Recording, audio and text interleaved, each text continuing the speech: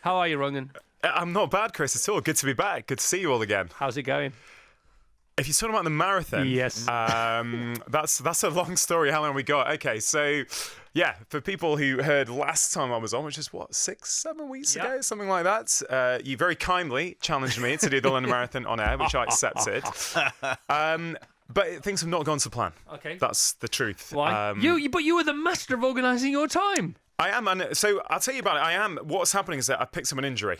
All right. So I can't really run, well, until a week ago, I couldn't really run more than 1 or 2K without my right hamstring really starting to play up. I can sort that out for you. Oh, brilliant. Get my elbow in there. Fantastic. Should put a long record on. Yeah, let's do it. But, Yes. and, you know, if you look at, if I was to look at my life and go, which is the busiest time of the year, it's January and February. Yeah. Where I'm on the road, my books come out there, and I'm promoting, I'm talking, I'm going to schools to talk about well-being, and if you were going to plan a time of the year for me to do something like a marathon, now wouldn't be it. Having said that, I did accept the challenge. Yep.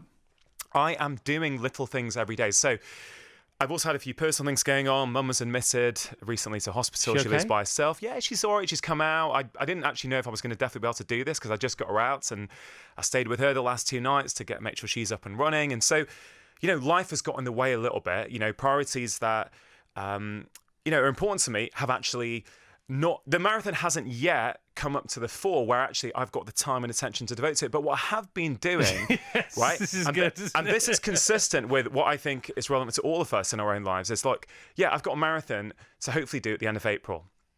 But if I focus too much on that, it can start to become stressful, right? So it's what I've written about in this, that it's about, that's the destination, right? So the destination for me is the marathon.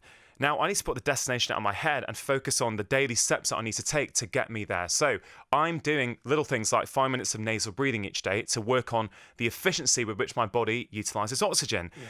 I'm doing 5 to 10 minutes, probably a bit more actually, of a lot of these kind of 3-dimensional movements that are going to help my body start to work a bit better.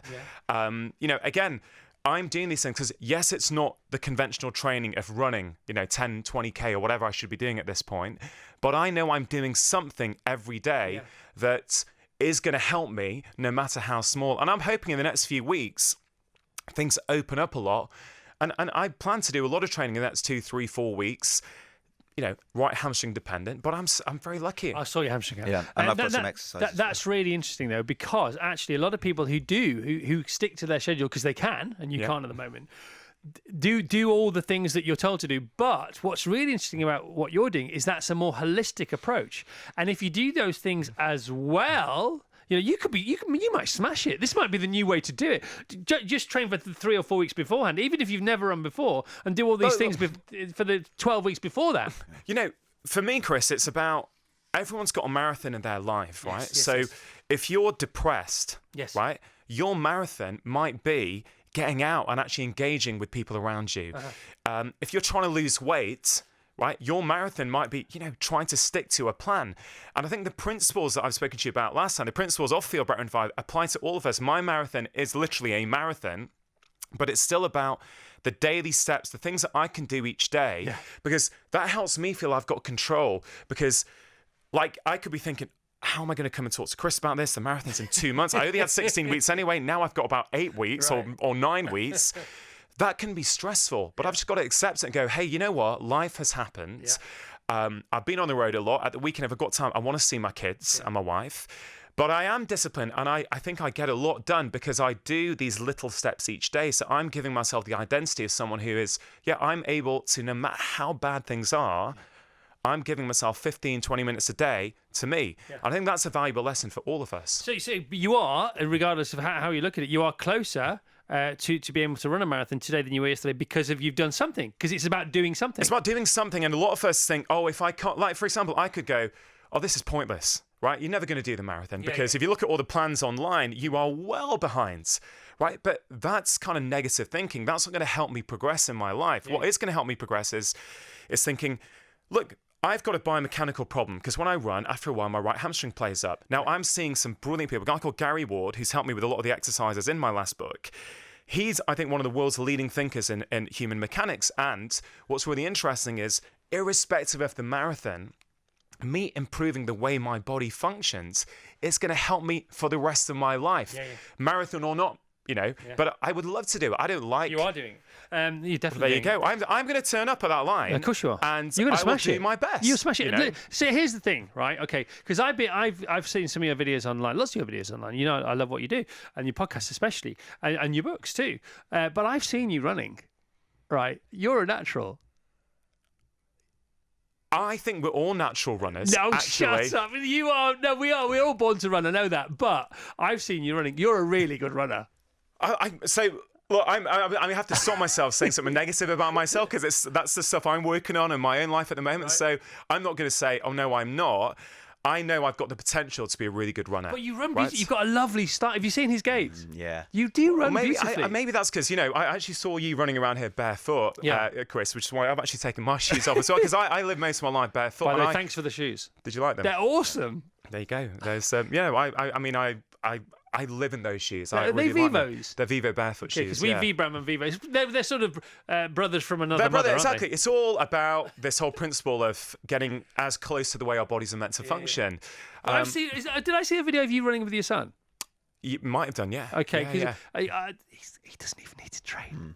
Look, I wouldn't. Look, this is giving me confidence, right? So if you're trying to give me confidence, you're doing a great job. It is because I'm thinking right now I might go for a run now after this, But I'm going to give it everything I've got. I'm going to do the daily things that I can control, and we will see where we get to.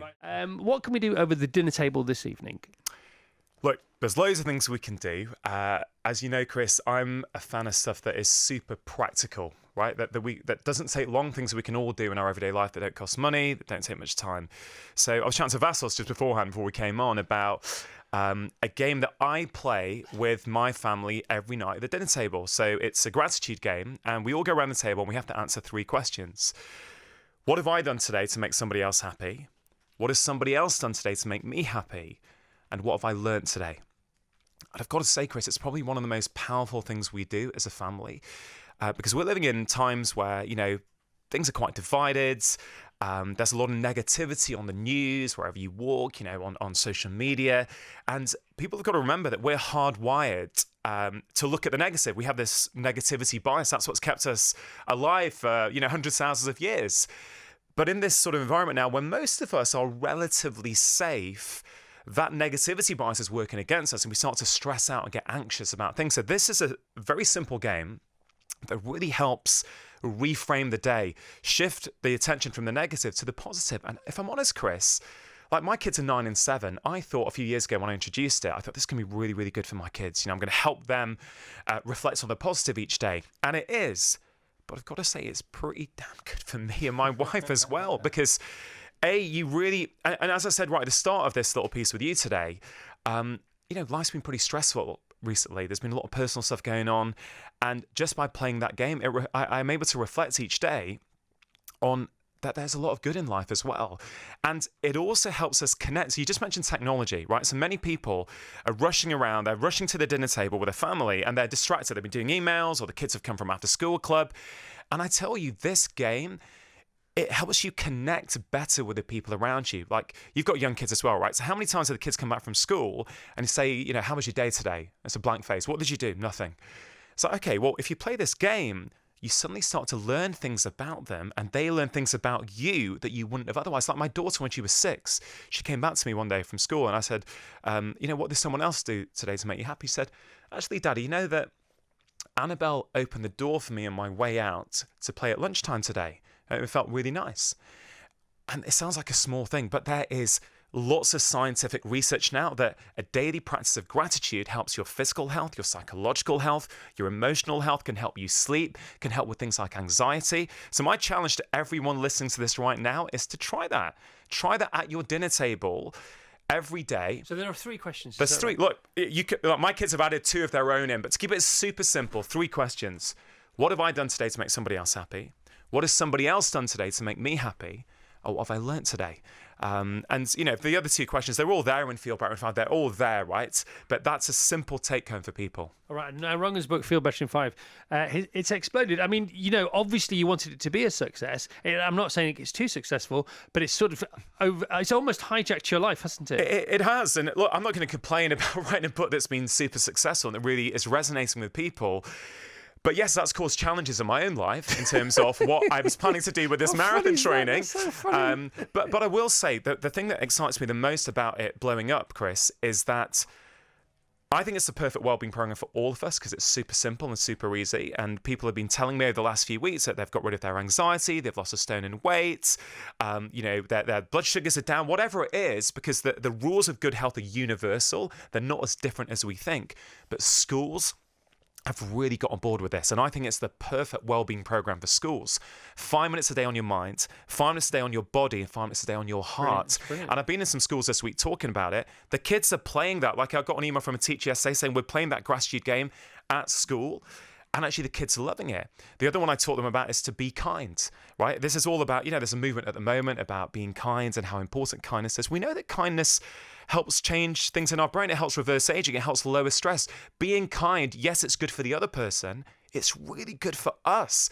And so you said some practical take-homes, right? I would say to people, another one of these 5-minute interventions in the book is about doing something kind each day. So I challenge people, try for the next week, come home in the evening and randomly go through your contacts, pick someone and send them a nice text. Yeah. Every night, whatever, just, even if it's someone you haven't spoken to for a while. Hey, you know what? Hey, Martin, thanks so much. 6 months ago, you came around and helped me move my sofa. Really appreciate that. I just want to tell you that. Try it for 7 days and you will feel a difference. It's a great idea. Seth Godin said that, didn't he? He said in the old, in a sort of older version, that would be, somebody said to him, what could you do to make yourself feel better today? He said, write a thank you letter tomorrow.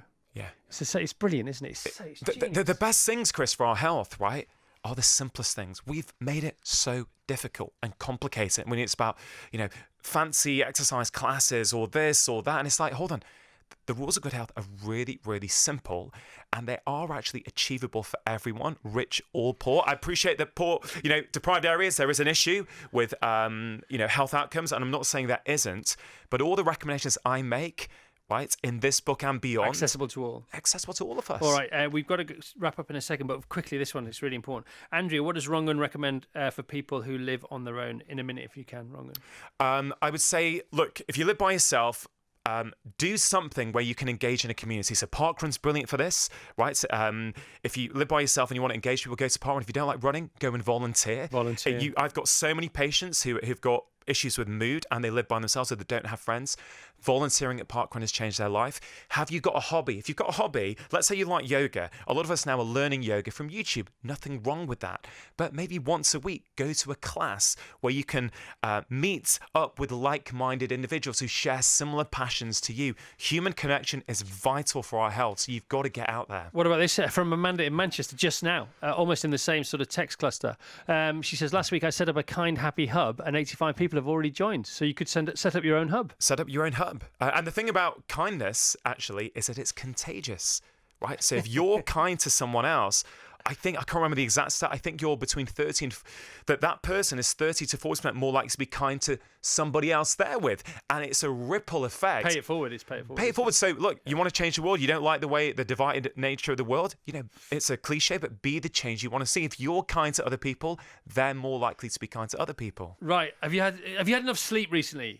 No. Right, we need to get you some sleep. We need to get you back on the road. What were you just doing with them on the floor? Some hamstring Was it legal? exercises. Yeah, it was fine. Did it help? It has helped, so I'm going to try and put it into place. Can I just say, you mentioned Rich, who is a good mate of mine, and I'm delighted you're meeting up with him. Rich, he just released his 500th episode. I cannot believe the level of consistency that is required because next week's my 100th episode. I recorded it last night in London where I got interviewed on my reflections on it. And I think, wow, 500, even 100 has literally taken it out on me in a good way, not complaining. But it really is incredible to see people like Rich who are doing such great work and consistently helping many people. Many disciples. 100%. Good to be part of the disciple gang. Yeah, for sure. Okay, brilliant. Great to have you here. The Chris Evans Breakfast Show with Sky.